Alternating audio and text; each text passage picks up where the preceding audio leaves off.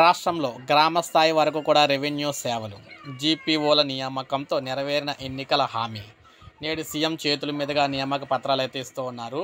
అయితే రాష్ట్ర స్థాయిలో గ్రామ స్థాయిలో రెవెన్యూ వ్యవస్థను పునరుద్ధరిస్తామని ఎన్నికల్లో ఇచ్చిన హామీని కాంగ్రెస్ ప్రభుత్వం నెరవేర్చిందని రెవెన్యూ శాఖ మంత్రి పొంగులేటి శ్రీనివాసరెడ్డి తెలిపారు. గత ప్రభుత్వం రద్దు చేసిన వీఆర్ఓ వీఆర్ఏ వ్యవస్థల పునరుద్ధరణలో భాగంగా ప్రభుత్వం కొత్తగా గ్రామ పాలనా అధికారులను నియమిస్తుందన్నారు.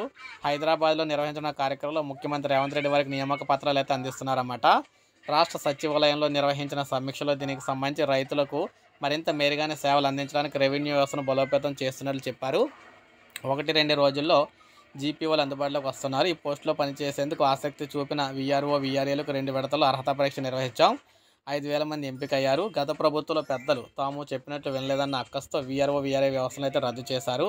దీంతో గ్రామీణ ప్రాంతాల్లో సామాన్యులకు రెవెన్యూ సేవలు దూరమయ్యాయి. రాష్ట్రంలో దీర్ఘకాలంగా పెండింగ్లో ఉన్న భూ సమస్యల పరిష్కారానికి శ్రీకారం చుట్టాం.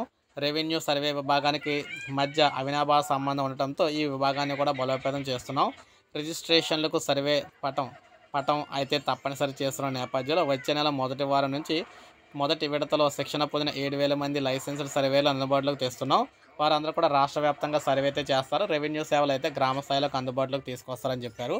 సో ఇది మనకు తాజా సమాచారం. లైక్ చేయండి, సబ్స్క్రైబ్ చేసుకోండి, మన ఛానల్ సబ్స్క్రైబ్